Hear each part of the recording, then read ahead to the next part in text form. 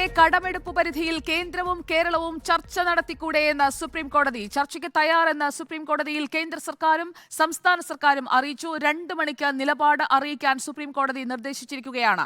ശ്യാം ദേവരാജ്, ഞങ്ങളുടെ നിയമകാര്യ ലേഖകൻ ചേരുന്നു കൂടുതൽ വിവരങ്ങളുമായി ബ്രേക്കിംഗ് അവേഴ്സിൽ. ശ്യാം ദേവരാജ്, കടമെടുപ്പ് പരിധി സംബന്ധിച്ച് സംസ്ഥാനത്തിനെ കേൾക്കുന്നില്ല എന്നതായിരുന്നു ഏറ്റവും വലിയ പരാതി. സംസ്ഥാനത്തിന്റെ വാദം കേൾക്കാനും ആ ഭാഗം ഉൾക്കൊണ്ടുകൊണ്ട് ഒരു സമവായത്തിലേക്ക് എത്താനും സുപ്രീം കോടതി തന്നെ നടപടിയിലേക്ക് എത്തുമ്പോൾ ഇപ്പോൾ നടക്കുന്ന സംഭവവികാസങ്ങളെ എങ്ങനെ നോക്കിക്കാണാം? 2 മണിക്ക് ഒരു തീരുമാനത്തിലേക്ക് എത്താൻ പോവുകയാണോ?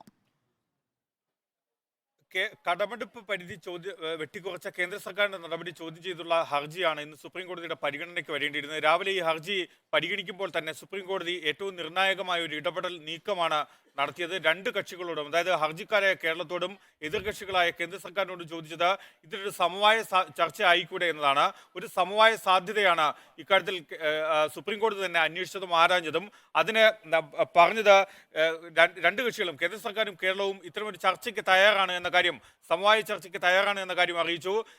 അത് സംസ്ഥാന ധനവകുപ്പ് മന്ത്രിയും ധനവകുപ്പ് സെക്രട്ടറിയും കേന്ദ്ര ധനമന്ത്രാലയവുമായി ചർച്ച ചെയ്യണം എന്നായിരുന്നു സുപ്രീം കോടതിയുടെ നിർദ്ദേശം. ഈ നിർദ്ദേശം അംഗീകരിച്ചു.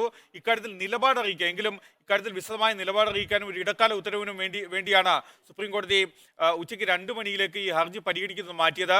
ജസ്റ്റിസുമാരായ സൂര്യകാന്ത്, കെ വി വിശ്വനാഥൻ എന്നിവരടങ്ങുന്ന ബെഞ്ചിൻ്റെതാണ് ഈ നടപടി അല്ലെങ്കിൽ ഈ ഇടപെടൽ.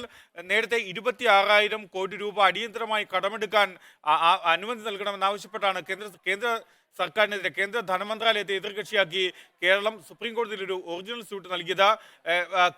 ഭരണഘടനയുടെ 131-ാം അനുച്ഛേദം അനുസരിച്ചാണ് കേന്ദ്രം ഇത്തരമൊരു അസാധാരണമായ നടപടി സ്വീകരിച്ചതും. ഇതിൽ കേന്ദ്ര സർക്കാരിന്റെ നടപടി കേരളത്തെ സാമ്പത്തികമായി ഞെരുക്കത്തിലാക്കുന്നു.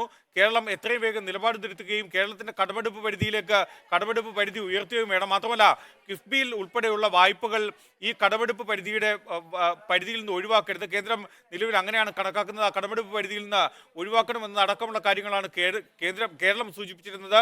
ഇതിൽ കേന്ദ്ര സർക്കാർ നൽകിയ മറുപടി, കേരളത്തിന് കഴിഞ്ഞ 2 തവണയും മൊത്തം ആഭ്യന്തര ഉൽപ്പാദനത്തിന്റെ GDP-യുടെ 3% സാധാരണ കടമെടുപ്പിന് അനുമതിയായി നൽകുന്നത്. പക്ഷേ കഴിഞ്ഞ 2 സാമ്പത്തിക വർഷവും കേരളത്തിന് ഇതിനേക്കാൾ കൂടുതൽ തുക, കഴിഞ്ഞ സാമ്പത്തിക വർഷം 4%, അതിന് തൊട്ടുമുമ്പത്തെ സാമ്പത്തിക വർഷം 3.5% അധികമായി എടുക്കാൻ വേണ്ടി കേരളത്തിന് കേന്ദ്ര സർക്കാർ അനുമതി നൽകുകയും ചെയ്തു.